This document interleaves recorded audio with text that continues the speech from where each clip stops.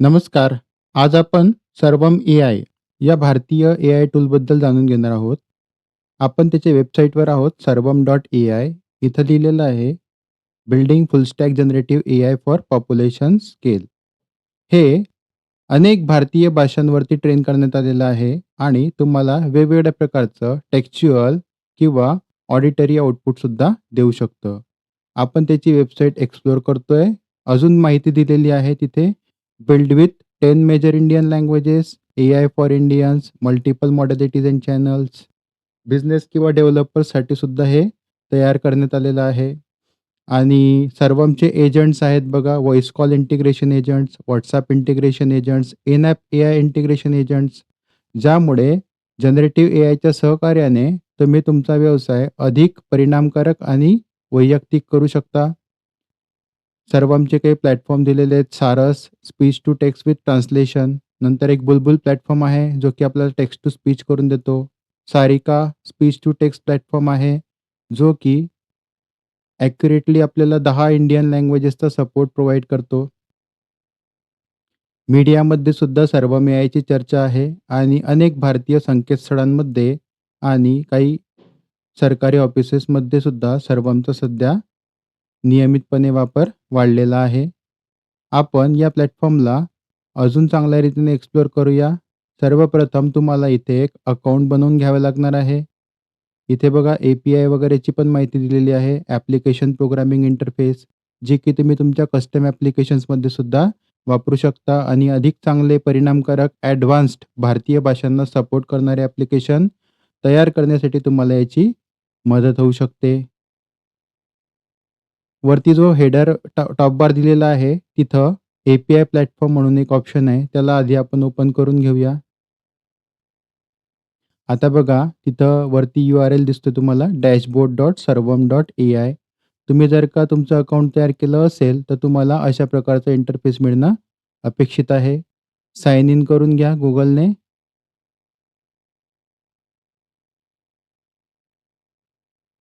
आणि आता मुख्य माझा डॅशबोर्ड मला ॲक्सेस करता येतो आहे. हे बघा, एकूण मला 1000 क्रेडिट्स मिळाले होते. आता त्यातले काही खर्च झालेत आणि 980 क्रेडिट्स मिळालेत. मी माझा युसेज कधीही ट्रॅक करू शकतो.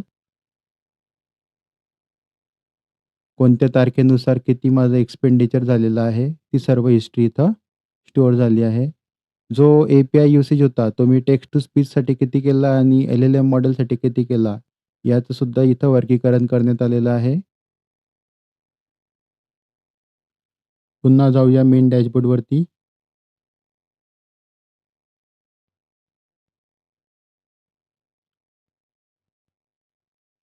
इथं हे मॅनेज ए-पी-आय कीज हा जो एक ऑप्शन आहे खूप महत्त्वाचा. इथं तुम्ही स्वतःची ए-पी-आय की तयार करू शकता.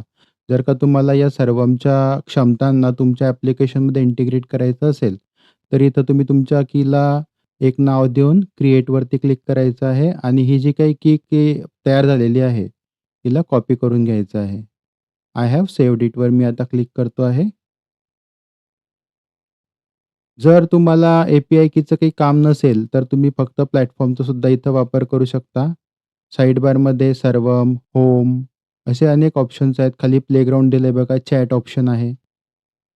चॅट ऑप्शनवरती क्लिक केल्यानंतर इथे एक इनपुटचा बॉक्स आलेला आहे, आस्क एनिथिंग आणि खाली थिंक आणि विकी असे 2 ऑप्शन आहेत.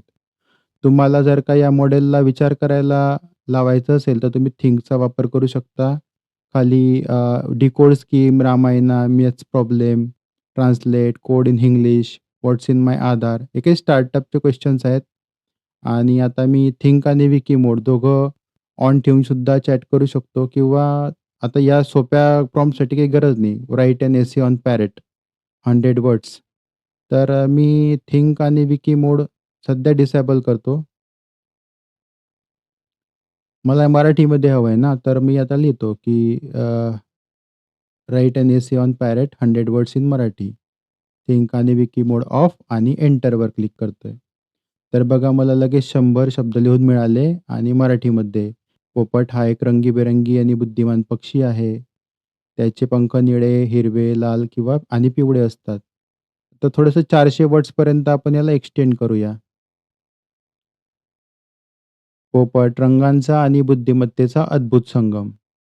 पोपट हा निसर्गाचा एक अद्भुत आणि आकर्षक पक्षी आहे, जो त्याच्या रंगीबेरंगी पिसाऱ्या बुद्धिमत्तेने आणि अनोख्या स्वभावासाठी ओळखला जातो.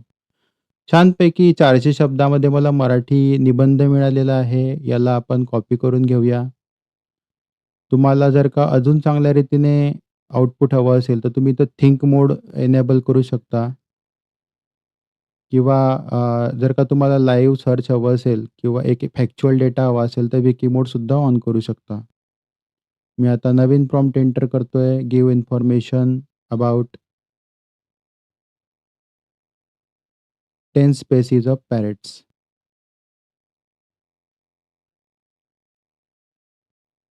पुन्हा मराठीतून मागूया आपण आणि विकी मोडसुद्धा ऑन करूया थिंकसोबत आणि एंटर करूया. तर बघा इथं किती सिस्टमॅटिकली विचार करण्याची प्रोसेस सुरू झाली आणि मला आउटपुटसुद्धा मिळालं आहे. रोज रिंग्ड पोपट, ग्रे हेडेड पोपट, plum Nicobar, Lord derby, long tailed 10 प्रजातींची मला इथं माहिती मिळालेली आहे. त्यांच्या वैशिष्ट्य, संवर्धन स्थिती आणि स्वभाव विशेषासोबत. ही थिंकिंग प्रोसेस बघा किती परिणामकारकतेने तयार झाली इथं. आता टेक्स्ट टू स्पीचचा एक ऑप्शन आहे इथं. इथं enter any text and listen to it spoken aloud in a clear natural Indian voices. तुम्ही व्हॉईस सिलेक्ट करून घेऊ शकता तुमच्या चॉईसनुसार. मी आता इथे हा फिमेल व्हॉईस सिलेक्ट करतोय विद्या नावाचा आणि लँग्वेज सिलेक्ट करतोय मराठी. इथं काही स्टार्टिंगचे टेक्स्ट होती ती मी डिलीट केली आणि माझा निबंध इथं दिलाय. हे थोडंसं ऑटो सजेस्ट सुद्धा करतं. जर का तुमचं काही ग्रामॅटिकल किंवा स्ट्रक्चरल मिस्टेक्स असतील तर. इथं व्हॉईस पॅरामीटर्स आपण मॉडिफाय करून घेऊ शकतो. पिच किती हवी मला आवाजाची, पेस किती हवा आहे, लाऊडनेस किती पाहिजे. स्लाइडर आहे सिंपल आणि सॅम्पल रेट कसा हवा आहे तुम्हाला. आता 22.05 किलोहर्ट्झ डिफॉल्ट आहे आणि तो मला वाटतं ह्युमन व्हॉईससाठी सफिशियंट आहे. Enable pre processing. तुम्हाला जर का तुमच्या स्पीचमध्ये numbers, code, mix language, currency असा उल्लेख असेल, तर थोडंसं एक नॅचरल व्हावं स्पीच म्हणून आपण हे देऊ शकतो. आता जनरेट केल्यानंतर मला लगेच आउटपुट ऑडिओ पण मिळाला. पोपट हा निसर्गाचा एक अद्भुत आणि आकर्षक पक्षी आहे, जो त्याच्या रंगीबेरंगी पिसाऱ्या, बुद्धिमत्तेने आणि अनोख्या स्वभावासाठी ओळखला जातो. जगभरातील विविध प्रजातींमध्ये असलेले पोपट हे प्रामुख्याने उष्णकटिबंधीय प्रदेशांमध्ये आढळतात. भारतात, विशेषतः दक्षिण आणि पश्चिम भागात, पोपटांची अनेक प्रजाती आढळतात. त्यांच्या पंखांवरील निळा, हिरवा, लाल, पिवळा आणि काळा रंग त्यांना निसर्गातील कलाकुसरीचे प्रतीक बनवतो. पोपटांचे आहार फळे, बिया, कडक गोळ्या आणि कधीकधी कठीण कवचांमध्ये बनलेले असतात. तर एक त्यांची खूप चोच छान तीव्र आणि असं मजबूत ऑडिओ असते. मला मिळालं आहे. मी याला WAV फाईलमध्ये सेव्ह सुद्धा करून घेतला होता. आणि अशा अनेक वेगवेगळ्या पॉसिबिलिटीज असतात. तुम्हाला जर का दुसरं काही हवं असेल अजून, तर तुम्ही तसं सुद्धा एक्सप्लोर करू शकता. जसं की आता मी आलोय स्पीच टू टेक्स्ट या ऑप्शनवरती आणि इथे बघा, convert spoken language into accurate written text in real time using your voice. एक सॅम्पल ऑडिओ इनपुट दिलेलं आहे इथं तामिळ भाषेमध्ये. ही इनपुट लँग्वेज आहे आणि हे त्याचं ट्रान्सक्राईब केलेलं ऑडिओ. म्हणजे स्पीचचं रूपांतर इथं टेक्स्टमध्ये करण्यात आलेलं आहे. तुम्ही तुमच्या कोणत्याही भाषेतल्या इंडियन लँग्वेजमधल्या कोणत्याही ऑडिओ फाईल जर का याला दिल्या, तर हे तुम्हाला तसं रीतीने हे करून देणार. डेव्हडॉक्स जो मोड आहे, तो तुम्ही API रेफरन्स डॉक्स ॲक्सेस करण्यासाठी वापरू शकता. तुम्हाला जर का या स्पीच टू टेक्स्टच्या APIला प्रोग्रामिंगमध्ये वापरायचं असेल, तर हे पूर्ण डॉक्युमेंटेशन तुम्ही वाचा आणि त्यामध्ये काही स्टार्टिंगचे कोड दिलेले आहेत वेगवेगळ्या भाषांसाठी. ते ॲक्सेस करून तुम्ही ॲप्लिकेशन डेव्हलप करू शकता. अजून आपण वेगळी पॉसिबिलिटी ट्राय करू. इनपुट लँग्वेज मराठी आणि टार्गेट लँग्वेज आता देतो मी हिंदी आणि इनपुट टेक्स्ट देतो आहे तोच जो पोपटावरती निबंध दिला होता आपण आणि ट्रान्सलेटवरती क्लिक करतो. त्याआधी तुम्ही ही ॲडवान्स सेटिंगसुद्धा एक्सप्लोर करू शकता. तुम्हाला न्यूमेरिकल फॉर्मॅट, स्पीकर जेंडर कसा हवा आहे तो. याचा तुमच्या टेक्स्टच्या आउटपुटवर फरक पडेल. म्हणजे ते टेक्स्ट जे आहे ना, ते कोणी लिहिलंय किंवा म्हटलंय, मेल, फिमेल हे सर्व सेटिंग तुम्ही इथं करू शकता. मला आता मराठी टू हिंदीमध्ये ट्रान्सलेट करून मिळालंय. कॉपी करू शकता.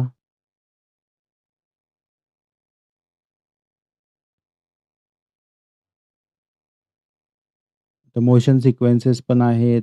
त्या तुम्ही इंग्लिशमधून हिंदीमध्ये ट्रान्सलेट करून बघा एकदा.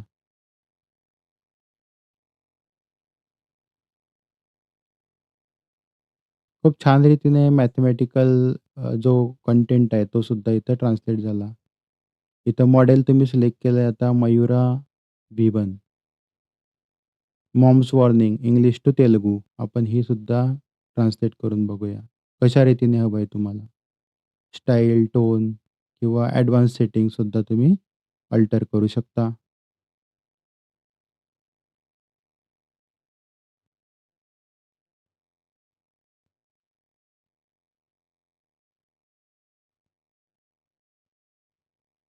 मी आता हिंदी सिलेक्ट केली टार्गेट लँग्वेज आणि आता त्याचं मला ट्रान्सलेट करून मिळालेलं आहे. थोडीशी प्रोफेशनल टोन ठेवूया आपण किंवा एक काम करू, फॉर्मल ठेवूया आणि ट्रान्सलेट करतो. मुझे 2 बार यह न बताएं.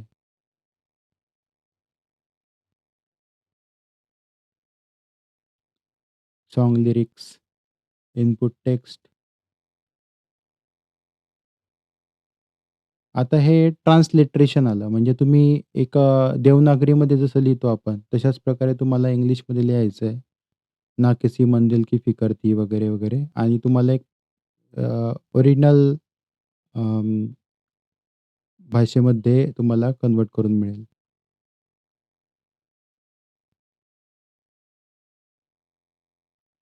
तुम्हाला जर का भाषा ओळखायची असेल, लँग्वेज आयडी ही फंक्शनॅलिटी महत्त्वाची असते. एखादी भाषेचं तुम्हाला काही टेक्स्ट आलेलं असेल किंवा मेसेज आला असेल, तर ती कोणती भाषा आहे, हे तुम्ही इथून डिटेक्ट करू शकता. जसं की आता इथं हिंदी आयडेंटिफाय झालं. खूप वेगवेगळ्या यूज केसेस आहेत आणि जर का तुम्ही ए-पी-आय वापरत नसाल तरी दैनंदिन जीवनात आपल्याला बऱ्याचदा अशा वेगवेगळ्या टूल्सची, ॲप्लिकेशन्सची गरज पडते. जसं की काही चॅटबॉट ॲक्सेस करायचा आहे आपल्या भाषेमध्ये उत्तर हवं आहे अधिक चांगल्या रीतीने. Text to speech, speech to text, translation, transliteration किंवा भाषा ओळखणं. तर तिथे सुद्धा आपण याचा वापर करू शकतो.